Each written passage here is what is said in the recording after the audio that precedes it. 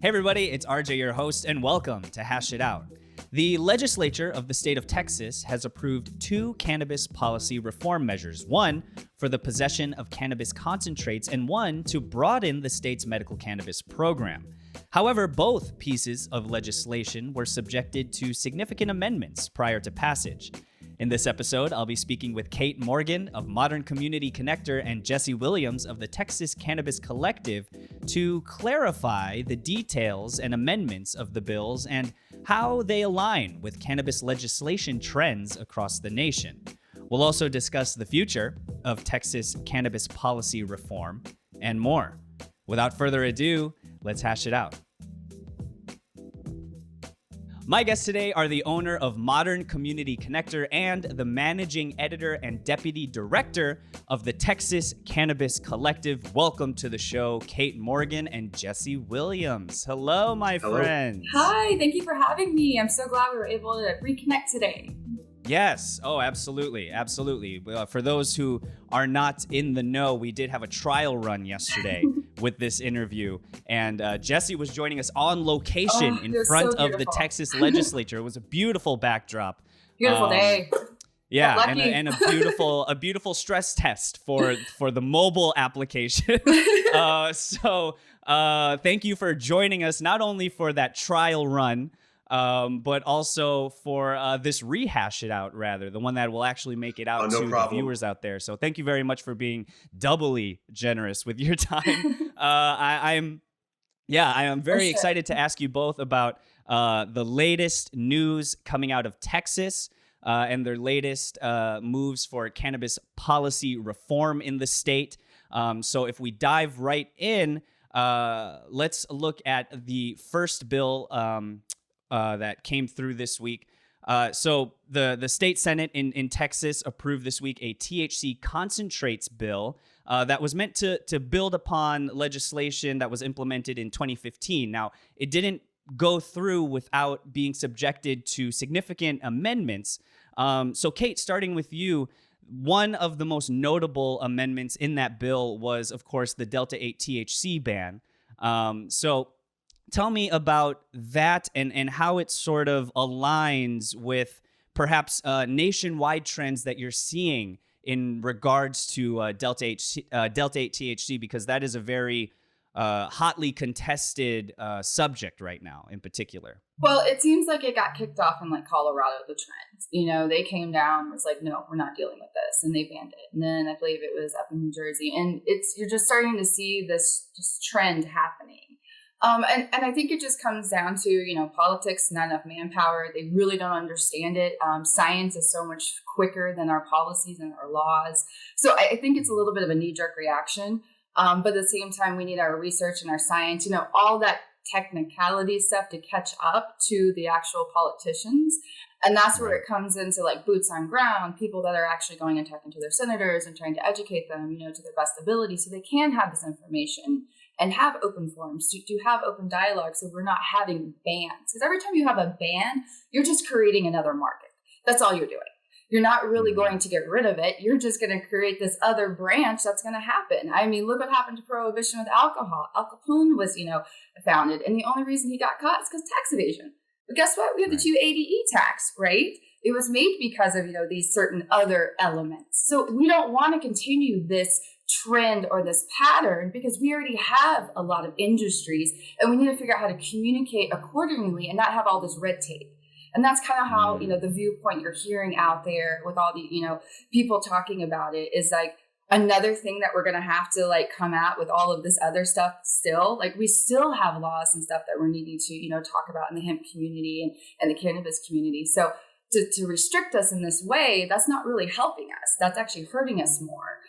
So it's one of those things that we just have to be persistent. We have to continue to keep educating, showing up, being involved, finding the right people to connect with. Like I'm noticing Texas, you know, Cannabis with Jesse over here, they're doing great things. And so I wanted to make sure that, you know, the people that are boots on ground, getting involved, being, you know, at the forefront of this, getting the voice out because we don't get to hear it. Like you're not hearing about all this stuff on mainstream TV. You're really not. You hear like little bits of it, right? Just little snippets.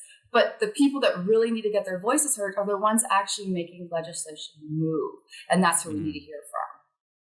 And Jesse, speaking of, Kate mentioned the boots on the ground and those who actually are moving this legislation forward. Were in the case of yesterday when we were doing the trial run of the show, you were literally outside of the room where it happened. So, what are you hearing on the in the Texas community in regards to response to this bill? How are people feeling about it, and what do you see? How do you see it impacting Texans? So initially, our Delta 8 issue was not going to be in our concentrates bill. It was going to be part of our hemp plan. It was put in the bill, yanked out of the House, and when it made it over to the Senate, it seemed like there was a possibility that people were going to have some backlash to that being in there, trying to kill the bill. And the senator who had sponsored the bill in the Senate, the hemp bill, put an amendment onto the concentrates bill, had spoken with the author from the House, and they approved of doing this amendment where they were going to limit total THC, that anything above 0.3% was going to be considered not hemp. And this was going to be their way of doing a Delta 8 ban. They were going to include Delta 8 in this. And it passed through. The amendment went through. But as of last night, from my understanding, there's been an agreement worked out between the senator who sponsored the hemp bill in the Senate with the author from the House, where they've changed the language in the hemp bill to be, it doesn't say Delta 8 specifically, but it talks about synthetic cannabinoids and it being for a consumable product. And from my understanding, this is something that the specific language, the House members are amenable to it. And so they're going to try to, we have what's called conference committee, if there's ever amendments added. Members from the House and the Senate come together, 3 each, and they discuss the amendments. And they're going to try to remove this amendment that was thrown onto the concentrates bill, because there's some groups that are giving an interpretation to it that this could actually kill the actual hemp flower market as well in Texas, which we very much do not want. We do not want that to happen. Mm-hmm. So there's a very good shot that language will be removed from our concentrates bill and it'll go across as intended. And that the hemp bill itself won't specifically target Delta 8, but will target synthetics, things that have been made in a lab. Sure. As well as things that are applied to flower. And when they say applied to flower, they're trying to get at when you have hemp flower, and for lack of better terms, right, that I know of right now, they spray Delta 8 on it. And concern has arisen because there's people using, I talked to a guy who runs a lab, they found bleach, they have found paint thinner as some of the things they're cutting Delta 8 with to make it applicable to spraying on flower, which is why we're seeing some more of concern from our industry than like legislators are worried about intoxicating effects, as they claim. Sure. And they're also afraid that it's going to go down the K2 route. They're terrified of that. They don't want to have the recreation of 2010 again that we had in Texas, where you had like all these head shops that were supplying this, and people were it was thrown on the floor. They would spray stuff with it and they scoop it up in a pack and they throw it. So that's why they're so terrified of this, is because they don't understand it and they don't know how to regulate it. And so they've already gone through this, which has nothing to do with hemp or cannabis, the spice stuff over here, right? But that's that's what they're trying to contribute to. And that's like the big argument. And it sucks because they're not the same at all. They have nothing to do with it. It's just a mechanism of what they're doing to the plant. That's a big problem, because you have patients that are using this. You have, these are things that could compromise, so many things with people who have immune issues. So Jesse, what do you think? I brought that up in a committee hearing, and I'm catching flack for it as well. That it reminds me of the Spice era, where things were like. I had that same feeling. I've had that same feeling. It was basically potpourri, and they were taking research chemicals, and you didn't know what they were cutting it with, and spraying it on flour and saying, "Here, smoke this. It's okay and it's legal." And there are legitimate vendors out there making legitimate distillate, but there's a load of bad actors out there as well. It's really bad. And it's been tough the last year with COVID to go after bad actors. Oh, yeah. So the problem is we're having more of a knee-jerk reaction than the proper testing regulation we need in place to make sure people have a safe product on the shelf. Wow. So you were mentioning that there is language that is prohibiting quote unquote synthetic cannabinoids, but it doesn't mention THC or Delta 8 THC specifically. So what is there a gray area there? Like how much confusion is that generating right now? I'll read the A language. lot. I was sent a committee substitute yesterday from Oh, the senator's office, okay. That's and wonderful. Yeah. says notwithstanding any other law, a person may not manufacture, sell, or purchase a consumable hemp product in this state that one has Delta 9 THC concentration of more than 0.3% on a dry weight basis. Two, that contains synthetically derived tetrahydrocannabinols, THC, as defined by department rule. And when I say department, they're talking about Department of State Health Services in Texas, including synthetically derived acids, isomers, or salts of THC. Three, that in the form and quantity as packaged for consumer use is reasonably determined by the department to have an intoxicating effect.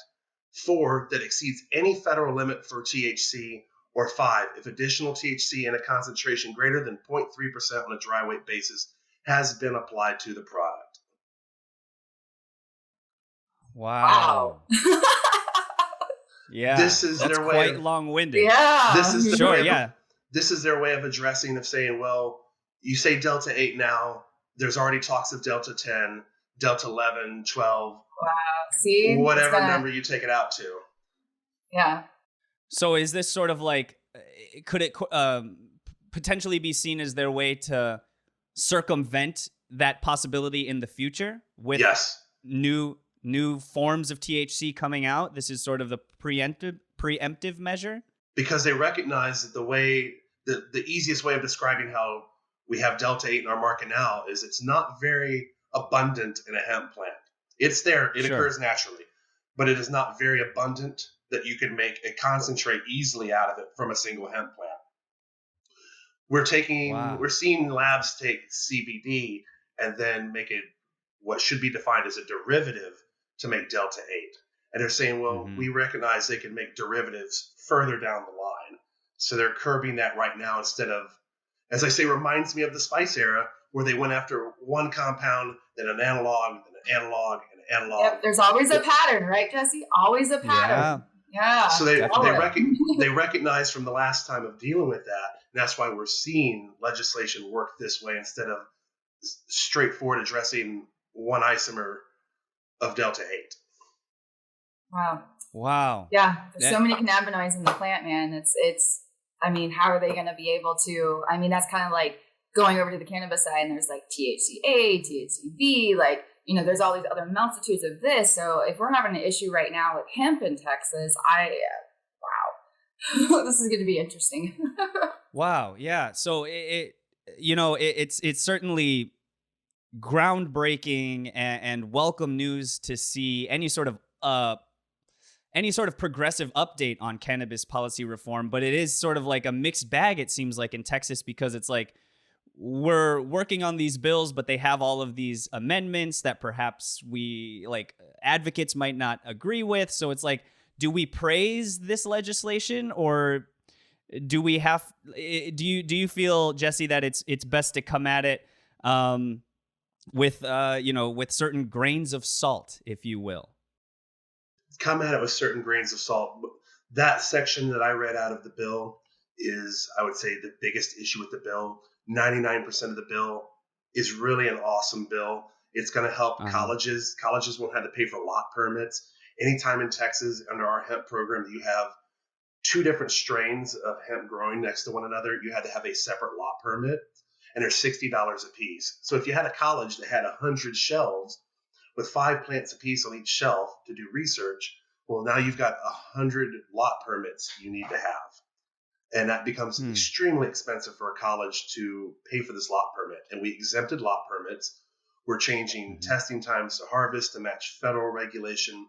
We're really trying to make sure that we have the most open program we can to federal regulation. And an amendment was added. From my understanding, we're going to be the first state in the United States that's going to have hemp feed as a commodity item. We can give this to non-consumable animals. So we have like game ranches. They can actually, you're going to have farmers who'll be able to take hemp, turn it into a feed that you give to exotic deer. And they can buy this at a way better price than they normally buy bales of other feed. And it gives the farmers another option to fill their crop field. We've got farmers that sometimes aren't using possibly 30% of their field. They can fill that up with hemp, have a pivot go over it that's already running, and sell this and make extra money from it. So it really boosts our economy to do so. Wow. Well, hemp was originally used in the bird aviation. Like, they're the only ones who showed up when hemp was actually getting outlawed, because they said that hemp was the best thing that they could actually give to the birds, and they were fighting for it. And so that's so interesting how we're coming full circle again, getting right back to our farmers and like helping with that. That's just wonderful. Certainly. And let me ask about this, because looking back at the concentrates bill, it from what I understand does not include any provisions or any wording to expedite any sort of process for the expungement of records for those who have previously been convicted of cannabis concentrate possession crimes. So, Kate, what are your thoughts on that? With these bills being subject to so many amendments, why wasn't this a part of it? I don't think that they're ready yet to actually start doing that avenue of expungement. But they did do just recently a mass expungement of people's misdemeanors and felonies in the state of Texas. Usually it takes a very long time to go through this process, and it can be very daunting. And then also getting people to come and actually want to get their record expunged, have the funds to get their record expunged, and not feel like they get lost in the system like we feel like we do. With my experience, when I was arrested for a small amount of marijuana in Texas, as when I was, working out there, and it was like small possession. It was my own personal stuff. It was very harsh.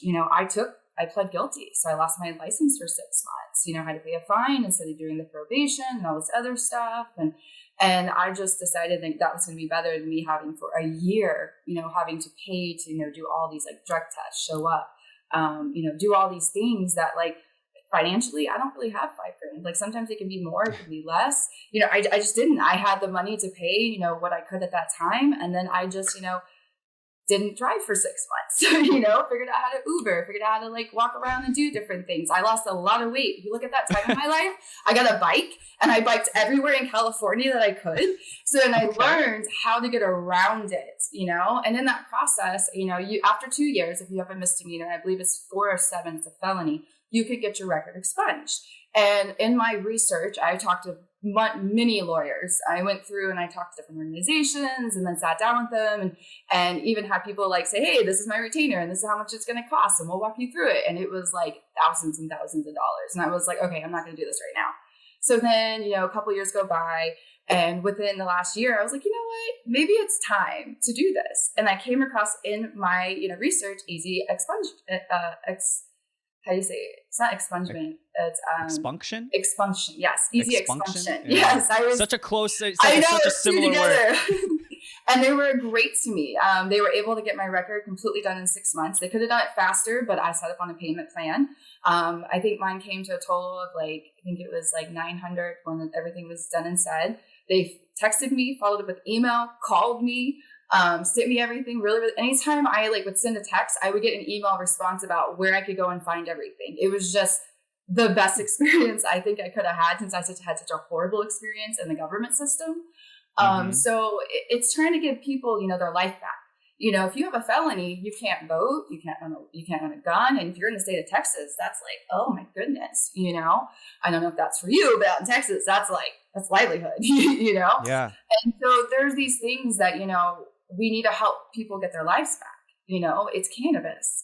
These people didn't rape somebody, they didn't murder somebody, they didn't do anything other than use a plant for themselves to better themselves, and they're getting in trouble for it. So that is our goal, to help get people back into the workforce, feel proud to be back in the workforce and not afraid when they do that background check, oh, that's going to show up, I'm not going to get this job.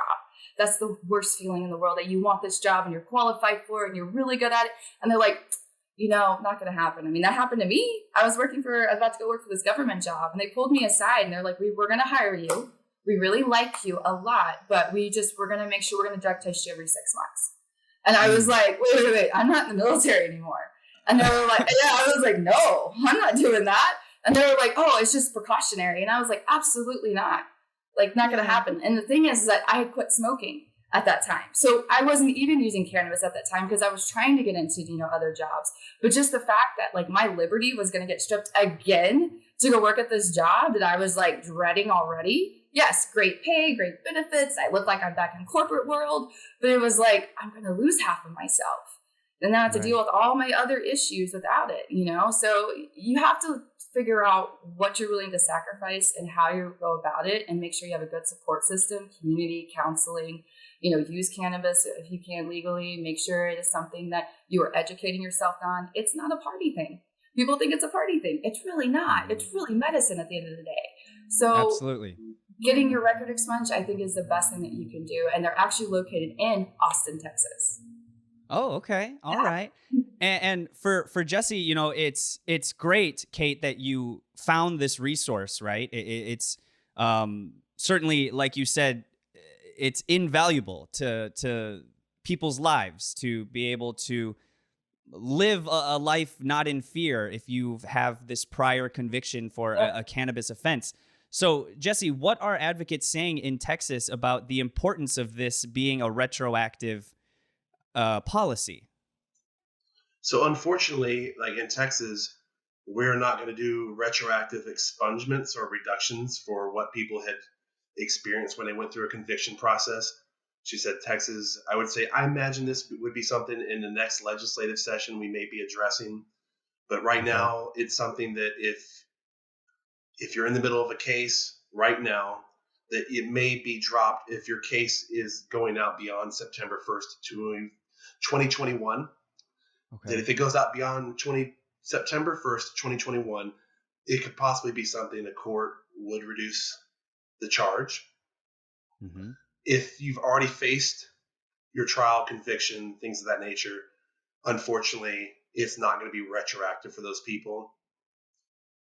I do recommend that people who are currently in court right now, that they talk with their attorney about it.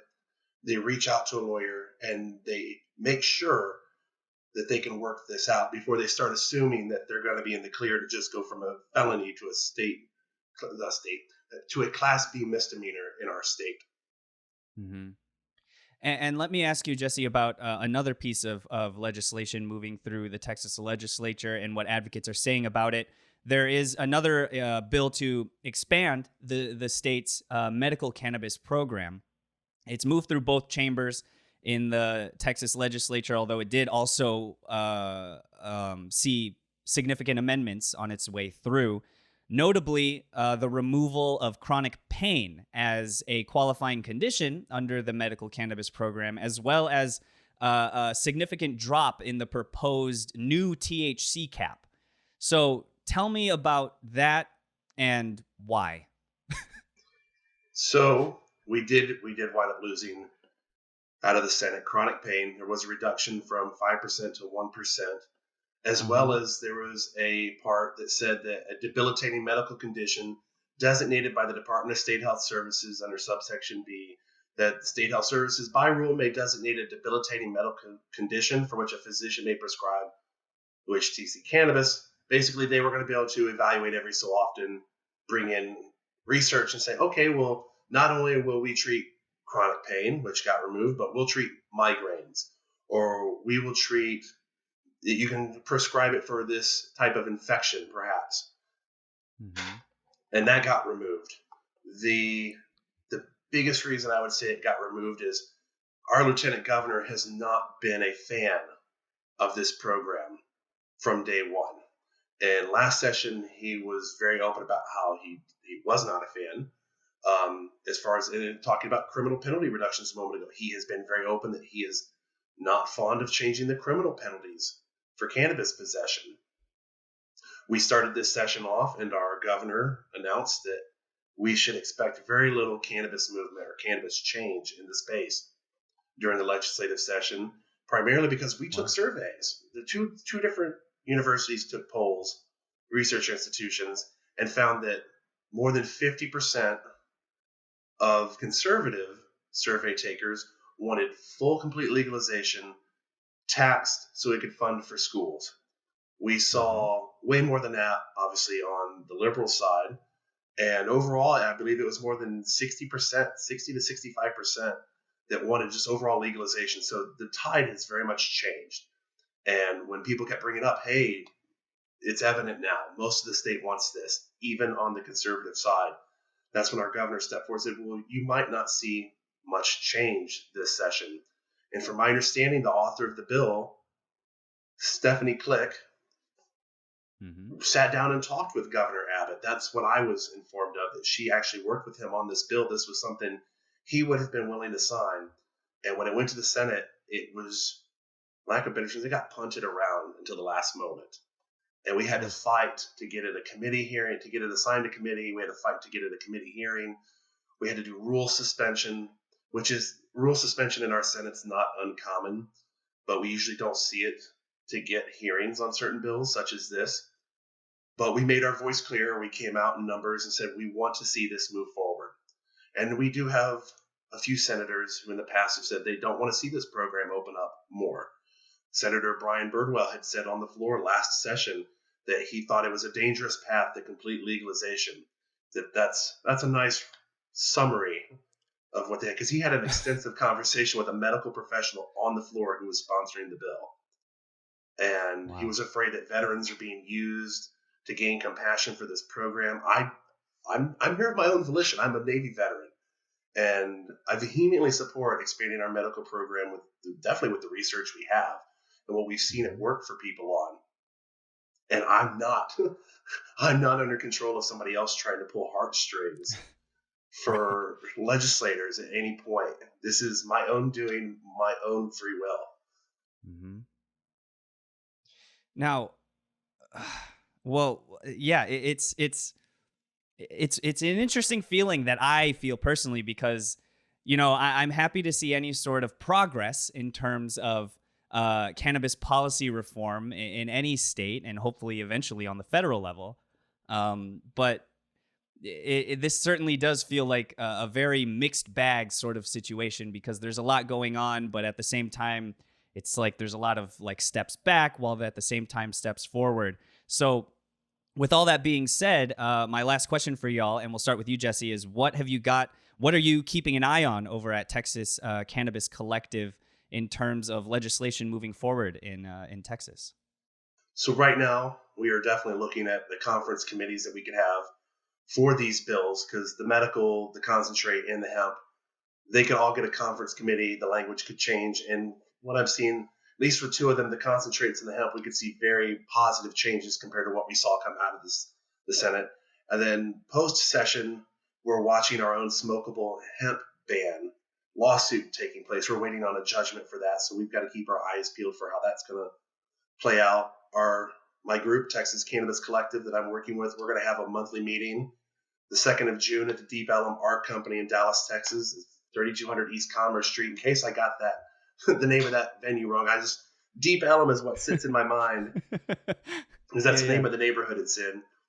But we're going to be having I believe 2 attorneys are coming out, some vendors are coming out. There's going to be people who are knowledgeable about the medical field. They're going to be able to explain to people how to get into our compassionate use program if they're eligible, how to deal with legal issues, where we're going to see possible future legal issues with the legislation that's coming forward.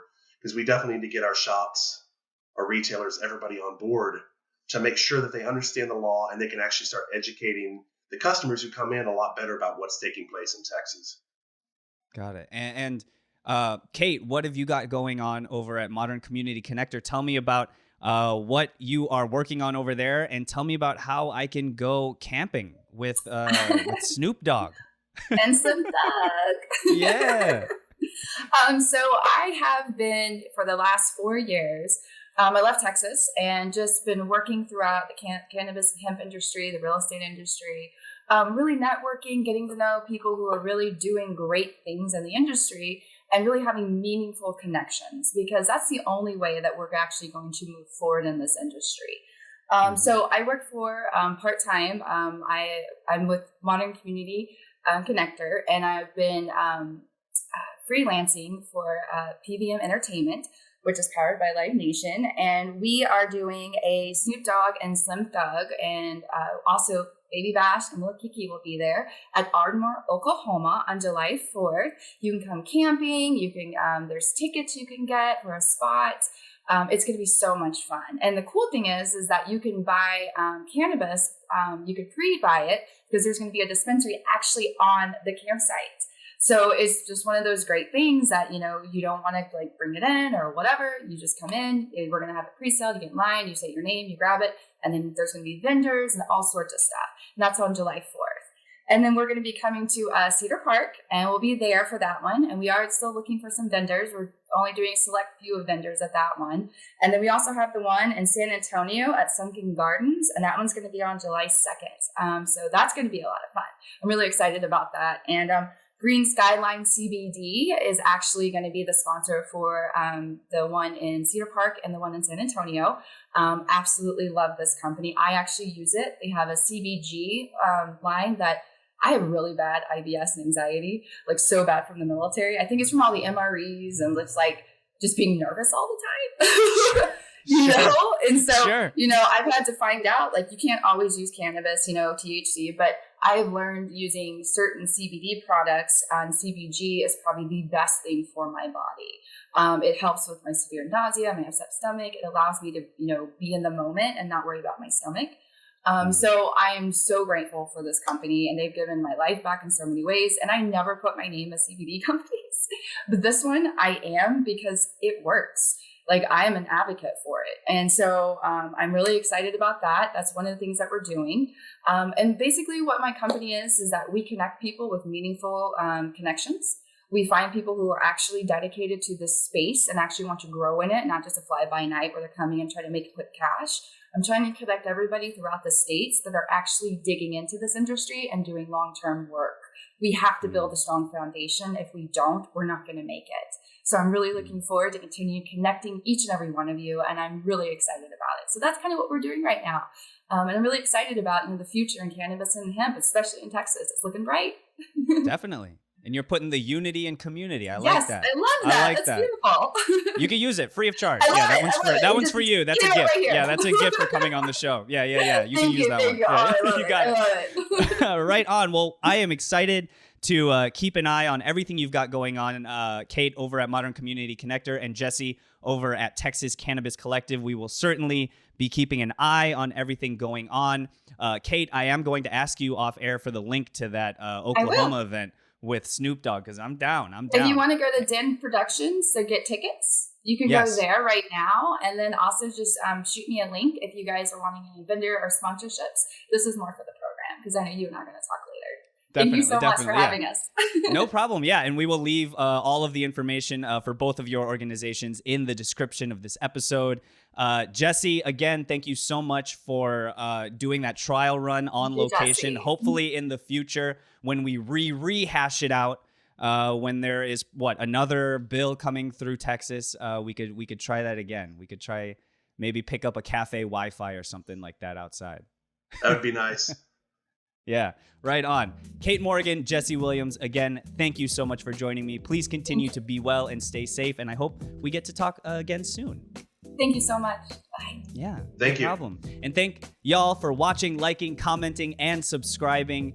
That is it for Hash It Out, y'all. I am your host, RJ Balde. As always, stay safe, and we'll catch you next time.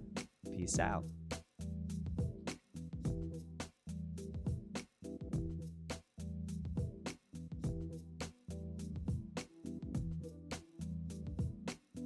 Hey everybody, thanks for checking out our channel.